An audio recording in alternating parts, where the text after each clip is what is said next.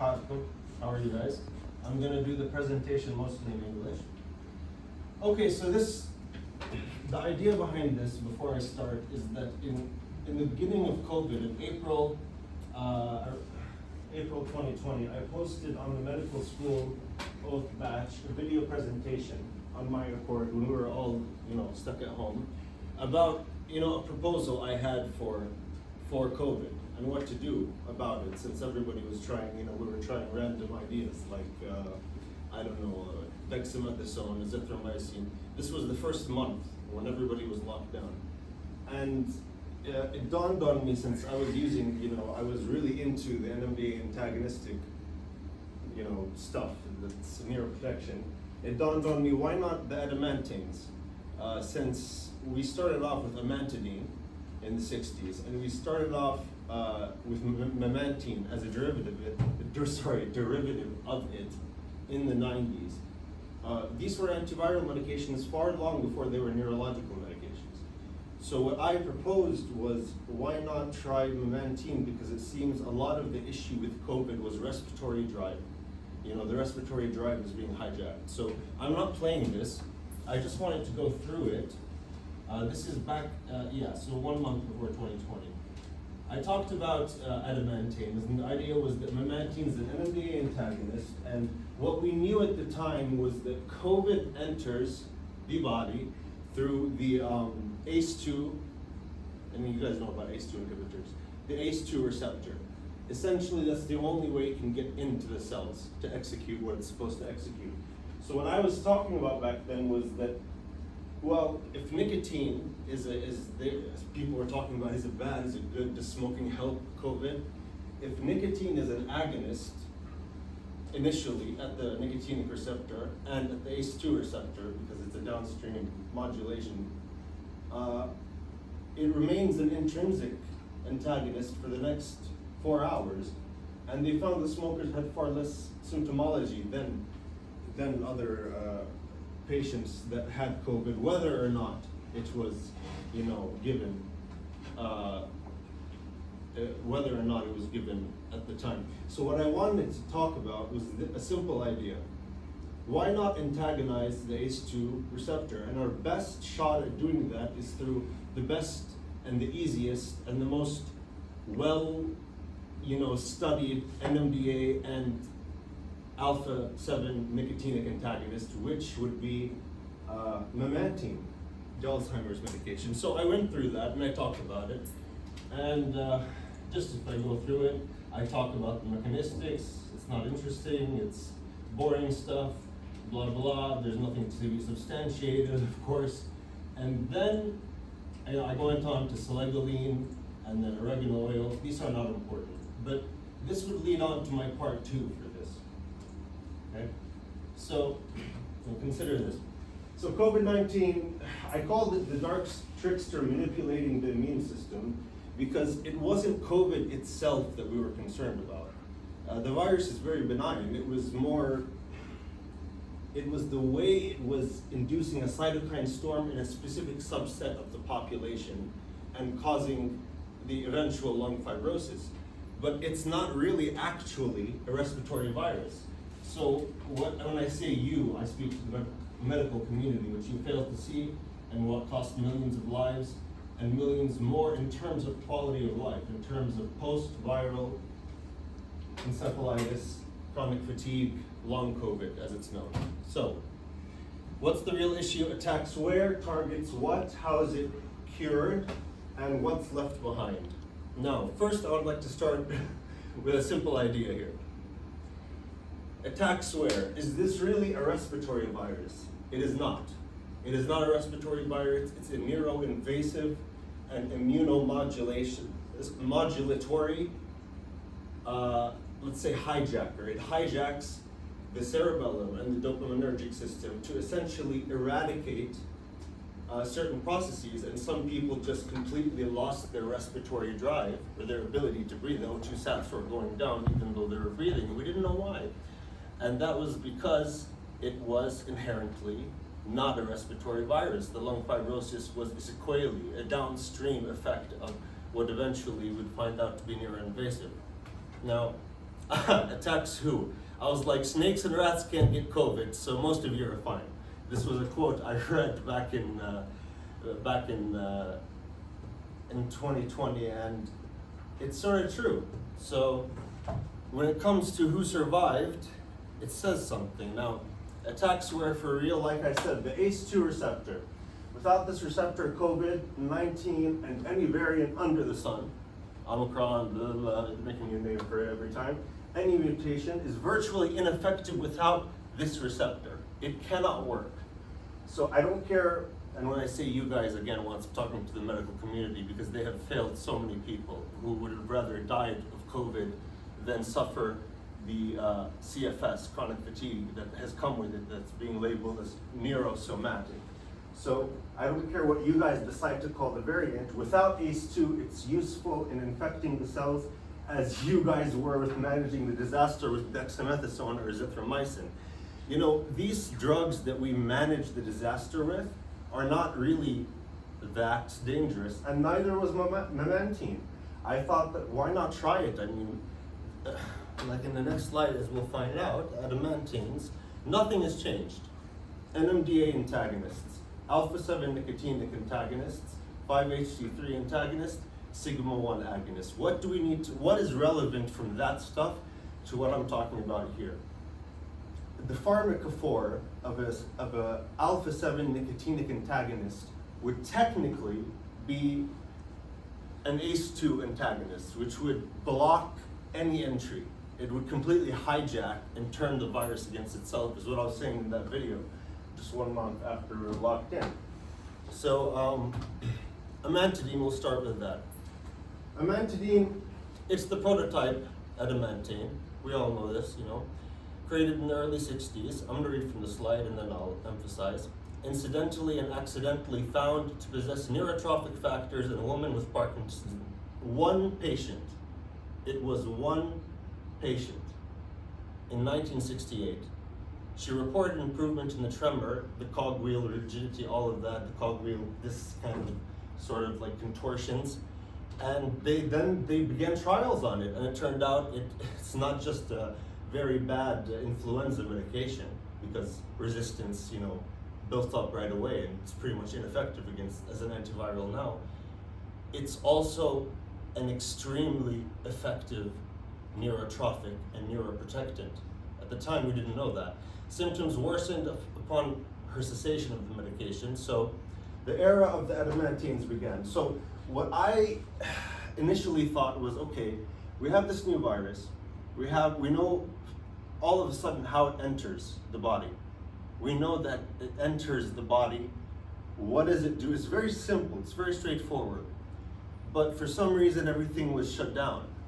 And that bothers me because, look, creating vaccine after vaccine, we know how that works, especially without the time to do our clinical trials.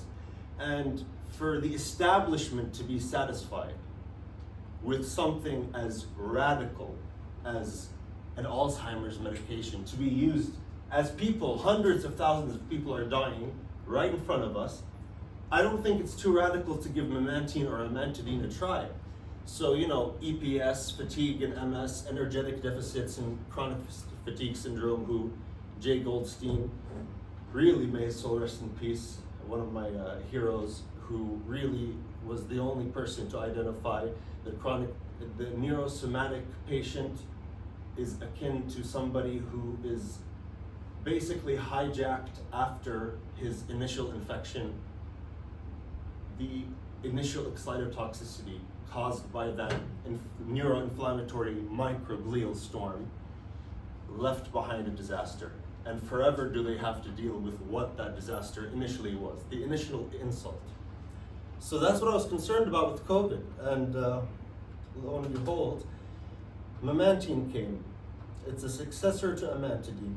Flank carbon, so like amantadine, I'll show you the structure later. So if you have amantadine, they found it was an NMDA antagonist and alpha-7 nicotinic antagonist, which of course downstream is relevant to COVID in that it's an ACE2 antagonist. Now, to be an NMDA antagonist, amantadine was weak. It was a trapper at the calcium channel. It wasn't really blocking the NMDA receptor like PCP or like ketamine. It wasn't at the receptor. It was an extrasynaptic cool down. So they added flank carbon chains, which increased the trapping ability of memantine to remain for a longer period within the calcium channel. And that allowed for something that the scientific community found would be useful in Alzheimer's, because the end stage of any dementia is always calcium-induced excitotoxic mitochondrial degeneration, and from there, cellular degeneration. That's usually the end state. And so they approved it for Alzheimer's and now 100 other things, like bipolar, and schizophrenia, which is a degenerative issue. It's also used in neuroprotection during radiotherapy. Radiotherapy is something that memantine can help with, because it basically, look, memantine is nothing special. All it does, and I don't want to bore you guys, I'll just get to the point. It blocks the calcium channel for just a short enough time that the overexcitation of the NMDA receptor, the hyperexcitation, the excitotoxic insult, is not too much. It's kind of turning down the signal to noise ratio in the brain. And when you do that, you retain physiological NMDA activity, so you don't get the dissociative effects of ketamine, PCP, the issues that we have. That's what was special about memantine, and what I thought could be useful in COVID. So, how is this any relevance? This lecture that should have reached Dr. Hayajne, who was in charge at the time, and he did a great job. I gave it to the CR, Abdurrahim, if you remember him. And he was supposed to get it to Dr. Hayajne, and it didn't make it. And if we had just attempted and tried, the hundreds of thousands of lives that you will see soon could have been saved. It's sad. As an NMDA antagonist, ACE2, the entry point antagonist, nicotinic antagonist, and unintroduced antivirals with several linked studies that were based on one family of coronaviruses at the time. So in 2019, when I made that proposal, I had my references. I wanted to get the idea across. If we're trying dexamethasone or anti-inflammatories, because suddenly we figured out it's the cytokine storm and people can't breathe, and what's happening? Well, the cerebellum was getting hijacked. This is more neuroinvasive than it is anything. And what I was trying to say is that we had that small study, and we did not have time. This is a pandemic. We did not have time to wait for the establishment to be satisfied. So we tried dexamethasone, we tried azithromycin, we tried, I think that anti-malarial drug, I forgot what its name was. Everybody was freaking out over it. Fluvoxamine at one point. And what dawned on me is that the most effective one is deemed too risky. I mean, people are dying. How can this be too risky? So the idea that COVID-19 was neuroinvasive and hijacked the core potential of the brain's respiratory ability wasn't just the only concern I raised. Post-viral CFS, which is something that was not taken seriously by the medical community until 2011, which is chronic fatigue syndrome, seen as a neurosomatic or delusional exhaustion that has no physiological reasoning, often seen in the West, and it turned out it does. It's a low-level subchronic inflammation, and there are so many causes that I won't get into it, but that's what I was concerned about with COVID. So, now known as long COVID, which has been raised by now, I think Bernie Sanders just did this in the US, and it's been we have no effective treatments other than doctors saying, oh, well, you know, neurosomatic, here's some sertraline, that's fine.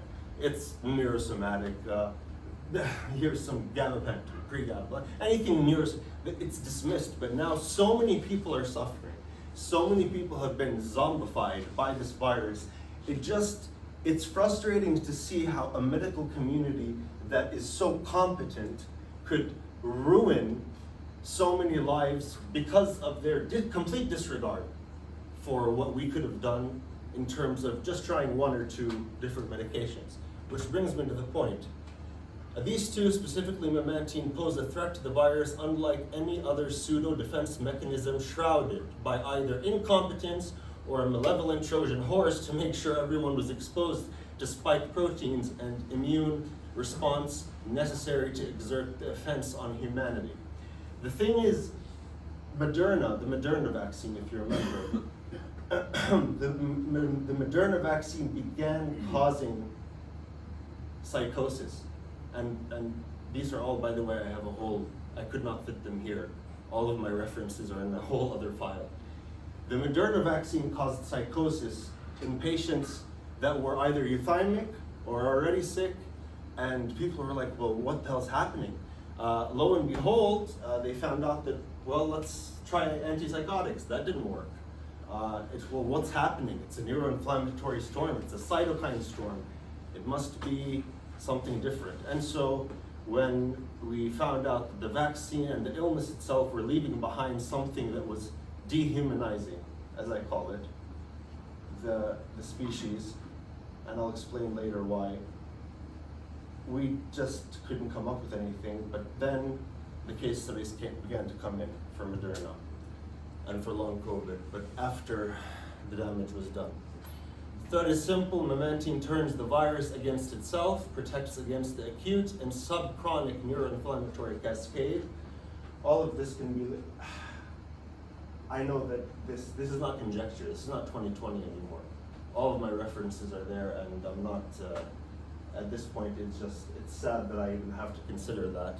But blocks resultant excitotoxic insult that paves the way for the chronicity that becomes long COVID and prevents the virus from destroying what it was designed, what it was discovered to do. Destroy midbrain and dopaminergic basal tone while retaining upper cortical functionality, which pretty much means it hijacked and ravaged the limbic system in a way that it manipulated the TAAR1. You know how amphetamines work, the mechanism of the TAAR1 and the VMAT2 mechanism for releasing dopamine. It sort of does the opposite. So it's kind of like a sadistic, intrinsic antipsychotic that nobody knew was going on. And if the cortical part of the brain is retained, but the limbic system is infringed upon, this is why so many people feel like they've lost their soul, as they call it. It's almost a detachment of humanity. It's a destruction of the visceral and beautiful part of life, and that's what it does. It dehumanizes. So lo and behold, in late 2022, after the job was done, articles were posted everywhere titled, "New Drug Seeks Revenge on COVID." That's the thing. And now anything in black is from these studies. The new drug, so it could be patented for profit, of course, is nitromamantine. Nitromamantine, of course, packed memantine with nitroglycerin, an identical version of memantine that has been studied sparingly. Its better distribution due to the vasodilatory effects of nitroglycerin, but yet to be patented. So now I read you directly from these studies, which began in the Syrian hamster rats and now has moved on to human trials. And hey, we're yet to get the results, but you know what? We've been waiting for results for so long, and how many lives cost? So because of the differing approach to attacking the virus, they call it NMT5, it's memantine plus nitroglycerin, is thought to prevent the spread of infection to others. Those infected with COVID who take the new drug are expected to spread the virus that destroys itself, meaning it should be unable to infect a new host, according to the study. What nitromamantine was found eventually to do for us with COVID, not only did it block the ACE2, receptor of entry, not only did it disable the virus, 6 hours after taking the medication in the Syrian hamster rats, and now it has breakthrough status. It's trying to get ahead in the US in human trials. 6 hours after oral ingestion of said medication, people were euthymic. 9 hours, they could not infect others. 9 hours after taking the medication, they could not spread the virus. And that just, I don't know, it should anger a lot of people, because what if back in April somebody tried memantine, for example, because it's been found to exert the same exact effects. But hey, this isn't about I told you so, it's about humanity. Nitromamantine effectively renders as I told you, the person euthymic within 6 hours and cannot infect anyone else after 9 hours. And the aforementioned 6-hour mark spread only a hijacked form of the virus that has gained warheads that can't even dock anymore to ACE2. It literally is designed to destroy the virus. It's beautiful, but anyway. The study also found that in hamsters at the time in 2022, now we're in human trials, and it's the first one were phase 3, I believe. The drug virtually eliminated what you guys would think this is a neuro thing. Large hemorrhages in the lungs, often sometimes seen with COVID fatalities when they're autopsied.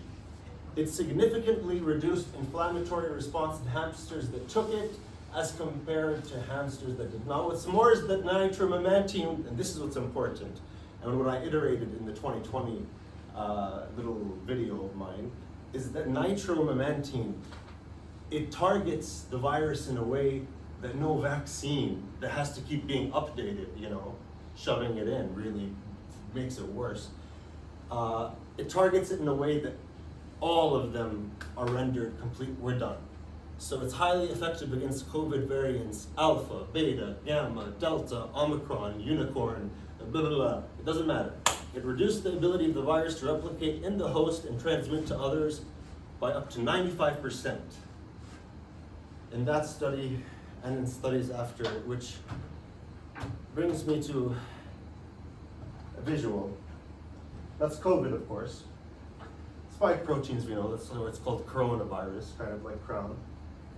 So, NMT5, memantine, plus the nitroglycerine flank, is to be patented, antagonizes the ACE receptor on entry, and completely, for some reason, the same way amantadine was an antiviral, it alters COVID in a way that when it gets spread after the 9 hours, not only are you not able to infect the other person, you're now spreading a virus that's completely ineffective and is quite literally destroying itself.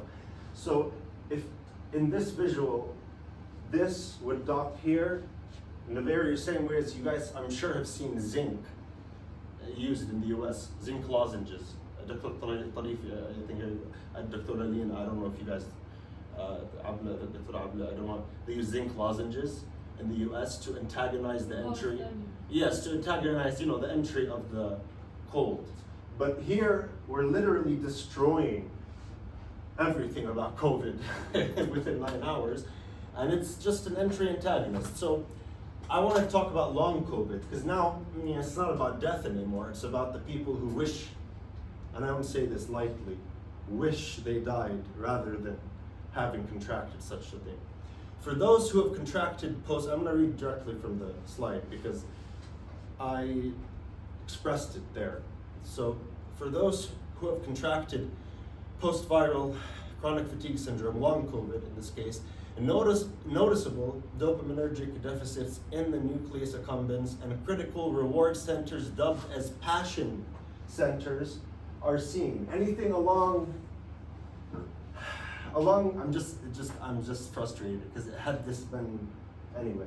Along with anything from compensatory hyper-dopaminergic overshoot, which led to a psychosis in a lot of the long COVID patients, to chronic fatigue, to lethargy, to loss of will. That's what I'm talking about. It's a dehumanizing illness. The target was our will. That's what made us human. The color that was the bastion of our species was erased, and our souls were placed on life support for those of us that held on, that are still holding on.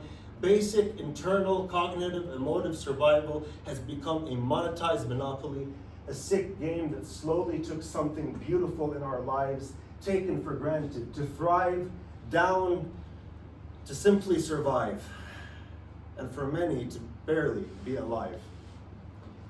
If you still don't buy it, this isn't conjecture anymore. We're in a race right now to rehumanize those who have lost so much. And that's it. Thank you.